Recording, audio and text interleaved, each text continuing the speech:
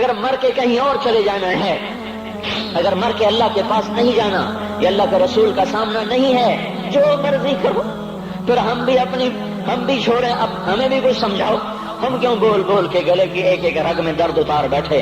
گھر چھوڑ چھوڑ چھوڑ چھوڑ، سارا وجود ہڈیوں میں درد اتر گیا ہے، تو کچھ ہمیں بھی راستہ بتاؤ کہ یہ راستہ ہے، اس پہ موج میلہ بھی ہوگا، اللہ بھی نہیں ملے گا، آؤ ہم سب تم پر ہم بھی مل کر تمہارا ساتھ دیں۔ ہم کیوں ایسے کھاری اٹھائے ہوئے در در کی ٹھوکریں کھاتے پھر رہے ہیں؟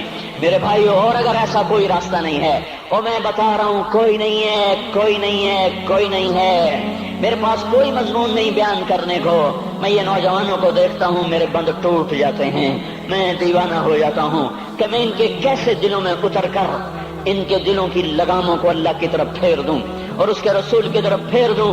یہ جب گانے بجانے میں ڈوبتے ہیں، جب یہ رقص گاہوں کو چلتے ہیں، جب یہ تاجر غلط تولتے ہیں، اور جب یہ بینک سے قرضے لے کر لمبے لمبے نظام بناتے ہیں، پرائز بانڈ خرید کر دعائیں مانگتے ہیں، اللہ میرا بانڈ نکل آئے، او میرا بھائی تجھے کیا ہو گیا؟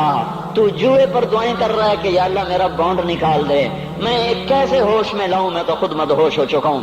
میں تو صدمے جیسے آدمی کو پاگل کر دیتے ہیں، دیوانہ کر دیتے ہیں۔ وہ دیوانگی کی کیفیت ہے کہ کوئی سنتا ہی نہیں، کوئی مانتا ہی نہیں، 4 دن کے تھوڑی دیر کے لیے ہائے ہائے کرتے ہیں، پھر وہی ڈگر، وہی راہیں، وہی غفلت، وہی صبحیں، وہی شامیں۔ کہاں سے کوئی آئے گا؟ کون سی آواز آئے گی؟ کوئی قیامت کے کڑکا کو سننا چاہتے ہو؟ کیا آسمان کے دھماکے سن کے توبہ کرنا چاہتے ہو؟ کیا آسمان کی بجلیوں کو کوندتا دیکھ کر پھر توبہ کرو گے؟ یا زمین کے کلیجے کو پھٹتا دیکھ کر پھر توبہ کرو گے؟ یا سمندر کی بفری موجوں کو چڑھتا دیکھ کر پھر توبہ کرو گے؟ یا ہواؤں کے جھکڑ بگولوں کو دیکھ کر پھر توبہ کرو گے؟ نہیں نہیں، پھر توبہ کا وقت نکل جاتا ہے، ابھی وقت ہے، ابھی ہم لوٹ آئیں، آ جائیں۔ قبروں کی وہ سیدگی یاد کرو، قبروں کے اندھیرے یاد کرو۔ اور میں آپ کو سنا رہا تھا، اس قبر نے مجھے روک لیا، اس کی ایک ایک مٹی کے ذرے نے مجھے کہا کچھ ادھر پڑھ دو، یہاں کوئی نہیں آیا۔ ہاں کوئی نہیں آیا کرتا، کوئی نہیں آیا کرتا، یہاں علی فاطمہ جدا ہو گئے، باقی کون ہمیشہ رہ سکتا ہے؟ اور جب جدائیاں ہوتی ہیں پھر کیا ہوتا ہے؟ کأن لم تکن بینی وبینک خلۃ ولا حسن ود مرۃ فی التبادل۔ پھر ایسا ہوتا ہے جب جدائیاں ہو جاتی ہیں، پھر یوں ہوتا ہے کہ جیسے کبھی کوئی آیا ہی نہ تھا، کوئی مل بیٹھا ہی نہ تھا، کوئی ماں نہ تھی، کوئی باپ نہ تھا، کوئی بھائی نہ تھا، کوئی سنگی نہ تھا، کوئی ساتھی نہ تھا۔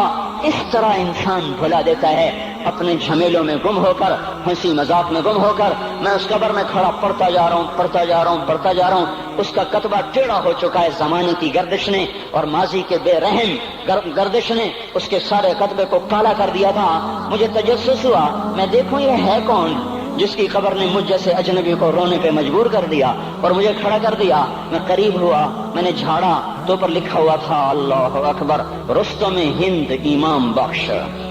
رستم ہند، جس کے لیے مہاراج قالین بچھاتے تھے، جس کو ہاتھیوں پہ سوار کروا کے لایا جاتا تھا، جس کے آگے پیچھے ڈھول بجتے تھے، اور جیسے آج کل یہ کرکٹ کے کھلاڑیوں کے آگے پیچھے خلقت ہوتی ہے، یہ وہ دور تھا جب پہلوانوں کے آگے پیچھے خلقت ہوتی تھی۔ آج اس کی خبر ویران ہو کر کہہ رہی ہے کوئی ادھر بھی تو پڑھ کے جب چلتا جائے، کوئی یہاں بھی تو کچھ تحفہ دیتا جائے۔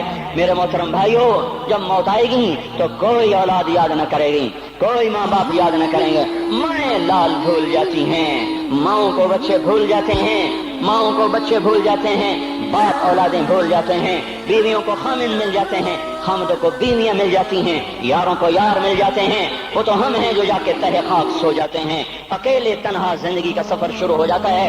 علی بن ابی طالب جیسا شاہ سوار، اللہ تعالیٰ کا مکرم محبوب انسان، جس کو اللہ کے نبی نے کہا علی تجھے بشارت ہو، جنت میں تیرا گھر میرے گھر کے سامنے ہوگا، اتنی بڑی بشارت علی تجھے مبارک ہو، جنت میں تیرا گھر میرے گھر کے سامنے ہوگا۔ اتنی بڑی بشارت کا لینے والا، روزانہ کی رات کی فریاد، مجھے تو پتہ نہیں کہ میرا یہ بیان قبول ہے کہ مردود ہے، آپ کو پتہ نہیں آپ کی آمد قبول ہے کہ مردود ہے۔ آج 25 روزے رکھتے ہوئے ہو گئے، کچھ پتہ نہیں اللہ تعالیٰ قبول کرے گا یا رد کر دے گا، بڑی ذات ہے۔ آج تک زندگی میں کوئی ایک عمل بھی نظر نہیں آتا جس پر ہم دعویٰ کر سکیں یہ کام تو میرا اللہ کو بڑا پسند آئے گا اور میری بخشش کا سامان ہو جائے گا۔ ہم فقیر لوگ ہیں میرے بھائیو، ہماری معیشت اتنی خراب نہیں ہوئی جتنا ہمارا ایمان خراب ہو گیا ہے۔